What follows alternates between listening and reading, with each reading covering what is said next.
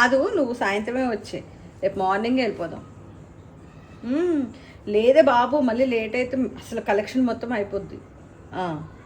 సరే సరే, ఓకేనా, బాయ్. ఏంటమ్మా అందరికి ఫోన్ చేసి రమ్మంటున్నావు? ఏమైనా కిట్టి పార్టీయా? కిటీ పార్టీ కాదే, అయినా నీకు ఎందుకులే, నీకు చెప్పినా అర్థం కాదు. ఏంటమ్మా చెప్పు. ఈ నెల 25, 26 తారీఖున మన సావిత్రి హ్యాండ్లూమ్స్ వాళ్ళు వైజాగ్ లో పార్క్ హోటల్లోనైతే శారీస్ ఎగ్జిబిట్ చేయడానికి అని చెప్పేసి వస్తున్నారు. మొన్న విజయవాడలో చాలా బాగా అయిందంట.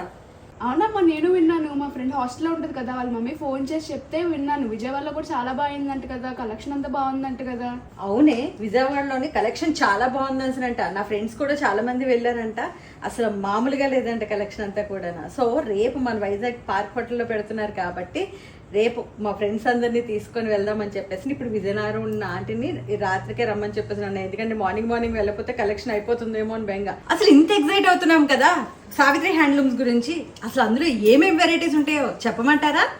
Ponduru khadi, Jamdani, Dharmavaram, Mangalagiri, Venkatagiri, pure Kanchipattu, pure Gadwal, Kalamkari, high fancy saris, ఇలా రకరకాల హ్యాండ్లూమ్స్ తో వివిధ ప్రాంతాల నుంచి చేనేత కార్మికులు నేర్చిన వస్త్రాలతో వీళ్ళు ఇక్కడ ఎగ్జిబిట్ చేయడానికి అయితే మన వైజాగ్ వచ్చేస్తున్నారు. ఇంకెందుకు ఆలస్యం, నేనైతే రేపు ఖచ్చితంగా ఎగ్జిబిషన్కి వెళ్ళి 4-5 చీరలు అయితే కొనేద్దామని చెప్పేసి అనుకుంటున్నా. మీరు కూడా వస్తారు అని చెప్పేసి మన వైజాగ్ పీపులే కాకుండా చుట్టుపక్కల ప్రాంతాల నుంచి కూడా మీరందరూ ఇందులో పాల్గొంటారని చెప్పేసి ఒక్కసారి ఆ కలెక్షన్ అంతా కూడా మీరు కూడా చూస్తారని చెప్పేసి అయితే మనస్ఫూర్తిగా కోరుకుంటున్నాను. మరి ఇంకెందుకు ఆలస్యం, అందరూ మా వైజాగ్ వచ్చేయండి మరి, ఓకేనా?